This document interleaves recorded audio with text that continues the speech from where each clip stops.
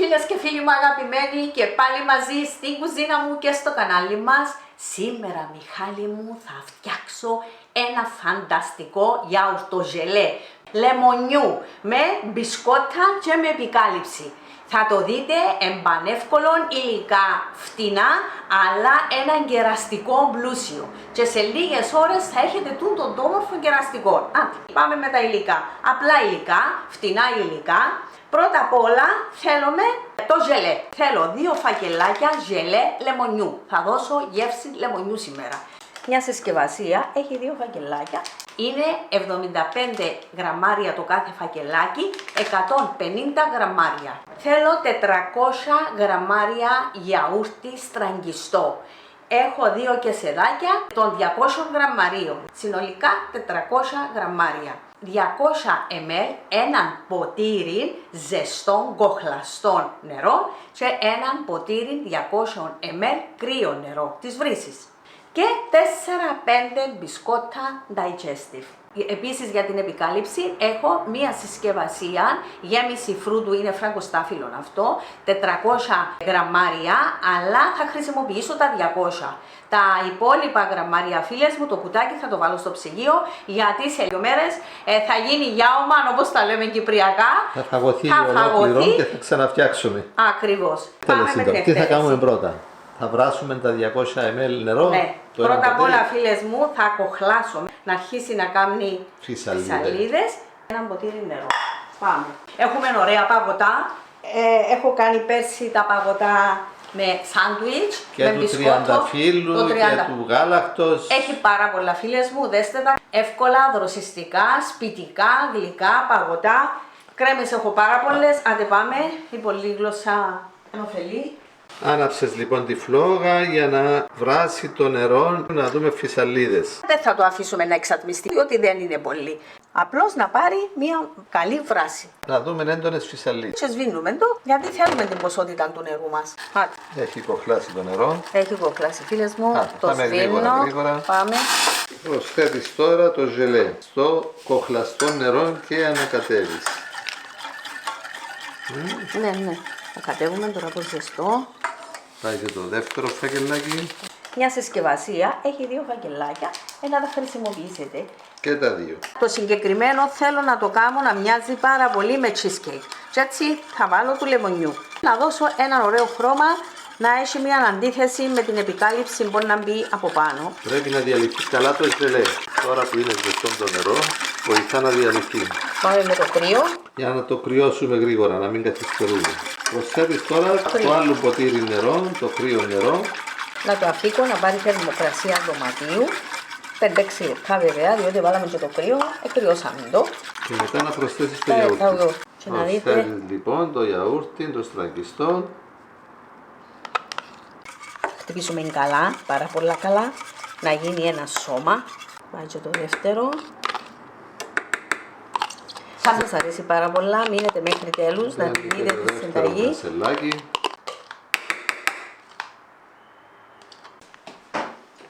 Και ανακατεύει να διαλυθεί καλά το γιαούρτι. Και να δεις τι μπορεί να γίνει μετά. Πρέπει να διαλυθεί καλά για να μην μείνουν κόκκια διάλυ του γιαουρτιού, γιατί θα τους βλέπουν. Να φαίνεται ένα σώμα. Να μην βλέπουμε άσπρους κόκκους γιαουρτιού μέσα στο. Είναι ένα γιαουρτο ζελέ. Ωραία. Αλλά έτσι όπως φαίνεται σαν ένα cheesecake. Θα σας αρέσει να δείτε ένα που σκέφτηκα να κάνω, φίλες και φίλοι μου. Διότι μια συνταγή φέρνει μου άλλη συνταγή στο νου. Άρα με βάση την ίδια συνταγή φτιάχνεις δεύτερη συνταγή. Ακριβώς. Έτσι είναι οι δημιουργίες, φίλες μου, και κάνεις κάτι άλλο. Θα το ρίξω στο μικρό τούτο το ταψάκι. Το οποίο έχεις λαδώσει, όπως μου είπες, με 1-2 σταγόνες φορέλαιων ή με το σπρέι λαδιού. Είναι ένα μικρό ταψί με διάμετρο 19 εκατοστά. Μπορούν να κάνουν διπλάσια δόση και να το βάλουν σε πιο μεγάλο. Οπότε θα μπει και όλη η γέμιση φρούτου. Και όλη η γέμιση φρούτου, ακριβώς. Μπορεί να πείτε ότι είναι μισή δόση του. Θα διπλασιάσετε τα υλικά. Φίλες μου, συνταγές από την Ελίζα, πανεύκολες, απλοποιημένες. Έναν ωραίο πλούσιο γιαουρτο ζελέ που δεν έχει να ζηλέψει από κανέναν άλλο γλυκό.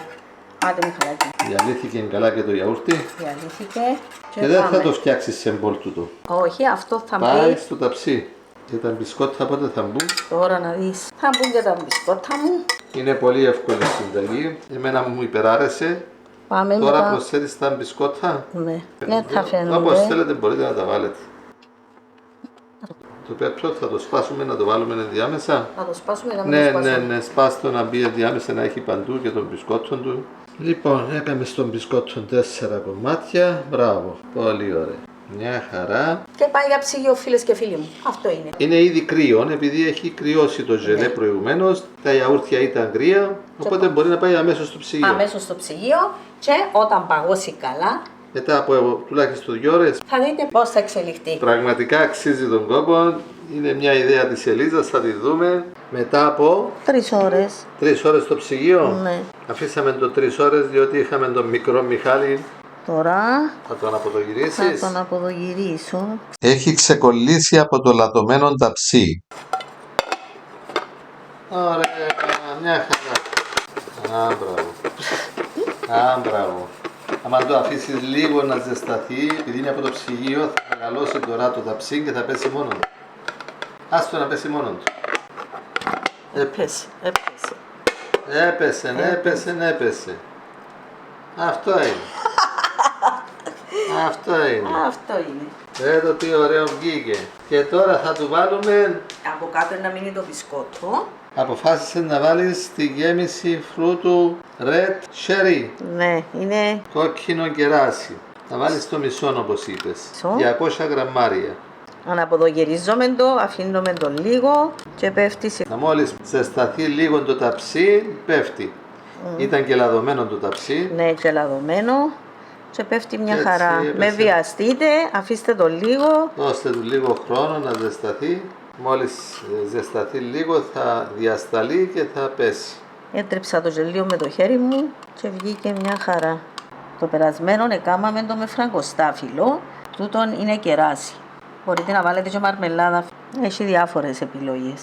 Θα το βάλουμε ξανά στο ψυγείο για λίγο και μετά έτοιμο θα- να φαγωθεί. Από κάτω έχουμε τον μπισκότο.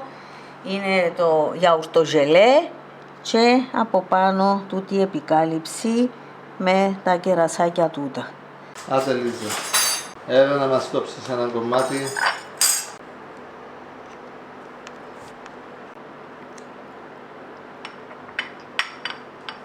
Έχει πήξει πάρα πολύ καλά.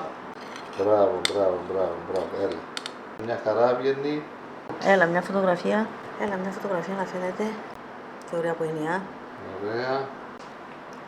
Έλα, βάζ' το στο πιατάκι σου. Μπράβο. Α, Μια χαρά. θα την βάλω και πάνω. Ωραιότατο.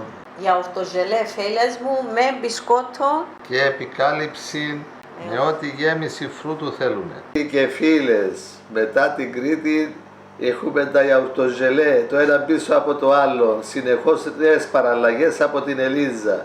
Το ένα καλύτερο από το άλλο. Εξαιρετικότατο φίλοι και φίλες. Δέστε τι ωραίο, το μπισκότο από κάτω.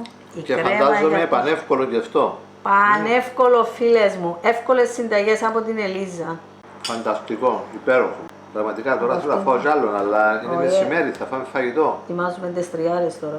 Πριν τελειώσουμε τη μια συνταγή, η Ελίζα ήδη κάνει δοκιμές πας στην επόμενη. Αυτό το γιαουρτοζελέ το έχουμε γευτεί με πάρα πολλούς τρόπους. Το έχουμε γευτεί χωρίς επικάλυψη, χωρίς μπισκότο.